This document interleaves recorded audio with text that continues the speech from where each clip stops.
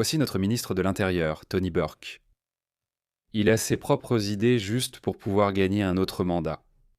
Juste pour ne pas se faire évincer par ses électeurs musulmans.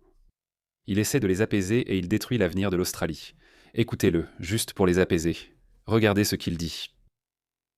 Le concept de l'immigration, c'est que les gens, quand ils viennent en Australie, veulent faire partie de l'Australie. Je déteste vraiment ce type. Regardez ce sourire en coin sur son visage.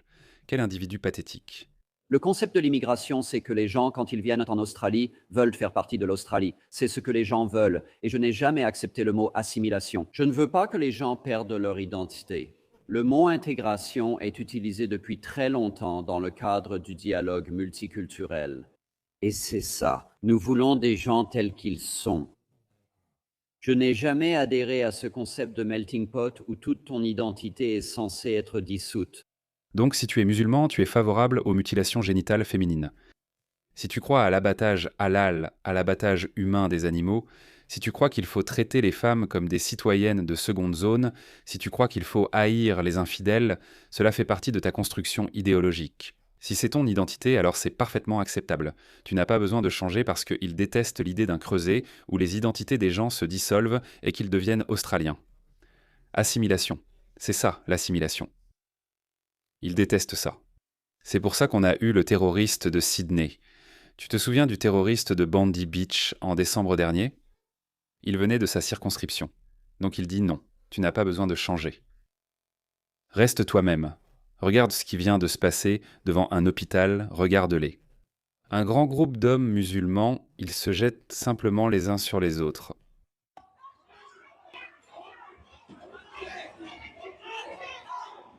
Mais qu'est-ce que c'est que ça? Qu'est-ce qui se passe ici ? On vient de nous envoyer une vidéo alarmante. Cela a été filmé hier devant l'hôpital St. George. Ça s'est déroulé juste devant l'entrée du service des urgences. Et il semble qu'une altercation ait lieu entre deux personnes. Mais si vous comptez toutes les personnes qui s'impliquent, il y aurait plus de 20 personnes impliquées dans cette dispute entre deux personnes qui s'invectivent et se crient dessus, tandis que d'autres essaient de les retenir et de les empêcher de se frapper. Et cela se passe juste devant le service des urgences de l'hôpital Saint-Georges, où des patients entrent et sortent avec des membres de leur famille malades. La police de Nouvelle-Galles du Sud indique qu'une personne serait décédée à la suite d'un malaise. Et quelle façon de faire son deuil. Quelqu'un vient de mourir, alors ils se sont dit « D'accord, allons nous battre, allons-y, échangeons des coups ». Une bagarre a éclaté sans échange de coups, mais cela aurait pu effrayer toute personne impliquée, selon le ministre de la Santé de la Nouvelle-Galles du Sud, Ryan Park. Je suis très en colère. J'ai vu la vidéo plusieurs fois. Je suis très déçu. Les urgences sont des lieux très stressants, fréquentés souvent lors des pires moments de la vie. Ils ne devraient pas voir ce comportement de hooligan devant les urgences. Et nous attendons et espérons que la police de la Nouvelle-Galles du Sud attrape ces personnes et les inculpe pour cet incident. Laissez-moi vous montrer une autre dinguerie de plus tôt cette année, en mars. Nous vous acceptons comme vous êtes. Vous n'avez pas à perdre votre identité si vous êtes un barbare tribal, primitif, médiéval et arriéré. Très bien, l'Australie vous accueille. Bonsoir. 3 personnes sont hospitalisées, dont une blessée par arme blanche, après une réunion de famille qui a mal tourné à Maryland. La fête de fin du Ramadan a tourné à la bagarre à cause d'une dispute sur la nourriture. Bagarre pour de la nourriture.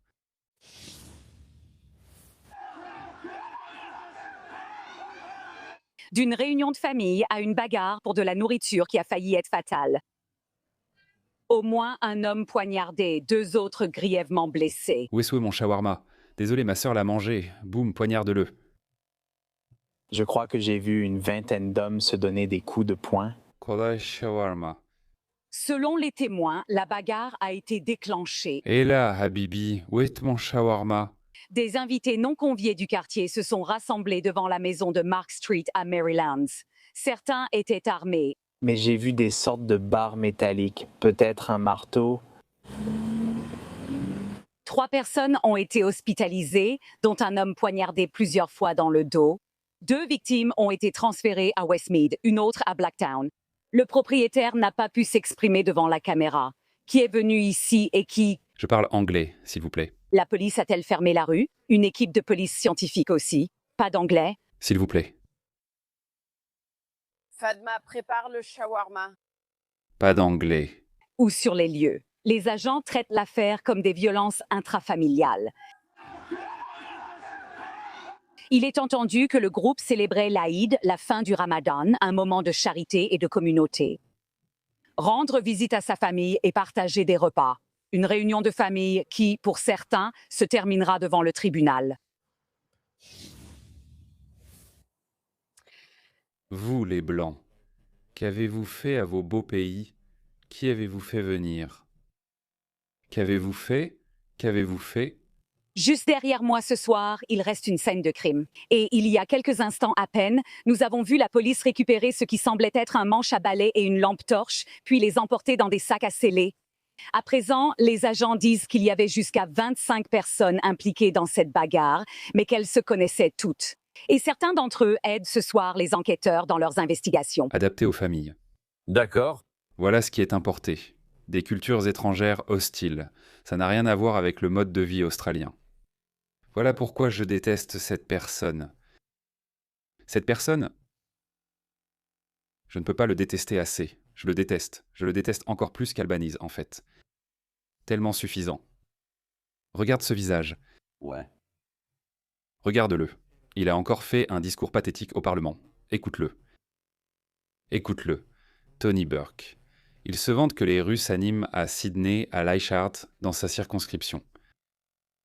Plus de combattants de l'État islamique sont sortis de Lakemba et Bankstown que de médecins et d'ingénieurs.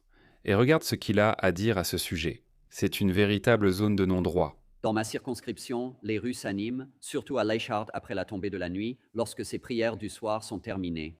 Quelle créature sans vergogne, Tony Burke. Juste pour que tu puisses quoi gagner quelques voix. Et toi, espèce d'idiot, n'as-tu rien appris de l'expérience du Royaume-Uni? Tu as vu comment ils ont écarté le Parti travailliste britannique? Tu as vu ça? Dès qu'ils auront assez de voix pour soutenir leur propre candidat, même en tant qu'indépendants, ils le feront. Et toi, ouais, qu'est-ce que tu vas gagner? Encore 3 ans? Peut-être 6 ans, max? Espèce de minable, pauvre type. Les familles et les communautés se rassemblent dans Acton Street à Leichhardt et des gens viennent de tout Sydney tard le soir et à n'importe quelle heure de la nuit. Regarde cet air suffisant. Il a vraiment de l'espoir. Il s'en vante. Regarde son visage. Partout dans Sydney, tard le soir et à n'importe quelle heure de la nuit pour voir dans ma circonscription. Tu veux voir sa circonscription? Laisse-moi te montrer à quoi ressemble vraiment sa circonscription. Alors, regarde ça. C'est Lakemba. C'est sa circonscription dont il se vante. Regarde ça. Je crains que tu provoques un trouble imminent à l'ordre public là-bas, donc je te demande de ne pas y assister Pourquoi est-ce que je troublerais l'ordre public? parce que c'est très religieux là-bas. Là-bas, ils étaient religieux. Et tu es blonde. Tu es habillée, tu n'es pas complètement couverte. Donc tu sais, ça pourrait exciter certains habitants de la circonscription de Tony Burke. Donc Lawrence Southern, c'est son nom. Donc tu ne peux pas y aller, tu vois? Donc, Est-ce que ce serait moi qui causerais une atteinte à la paix publique ou est-ce que ce seraient les gens là-bas? Eh bien, ta présence... toi, femme, le fait que tu respires, ce sera ça qui causera l'atteinte à la paix publique. Ta présence, regarde ça. C'est fou que ce soit arrivé il y a près de 10 ans. Je me souviens qu'on en a beaucoup parlé, mais au final, rien ne s'est passé. Voilà ce qui arrive. Tu donnes un doigt, ils prennent le bras. Ça les a poussés à être Tu sais, offensants? Ouais, tu sais, il faut être offensant. Ouais, tu vas être là. Ça va les offenser. Donc, si tu y vas comme ça et qu'ils font quelque chose, alors oui. Je ne veux assumer aucune responsabilité pour ça. C'est l'Australie. Tu devrais faire respecter la loi australienne. Tu devrais défendre les valeurs australiennes. Mais tu vois comment ces gens ont trahi l'Australie et cette petite minorité. Les musulmans représentent quoi? 2%. Je pense que ce chiffre va augmenter lors du prochain recensement qui aura probablement lieu le mois prochain ou peut-être plus tard ce mois-ci. Imagine ce qui va se passer. Tu n'as même pas besoin d'imaginer. Regarde juste le Royaume-Uni. Je n'utilise pas souvent le terme traître, mais ces types ne sont même pas des traîtres, parce qu'un traître peut être idéologique. Ces gars ne sont même pas des idéologues. Tony Burke ne pense qu'aux 3 prochaines années. C'est tout. Il veut qu'ils votent pour lui. C'est pour ça qu'il leur fait la cour. Tu te rends compte? C'est pathétique, non? C'est pour ça que je déteste la politique, les gars. Je déteste la politique.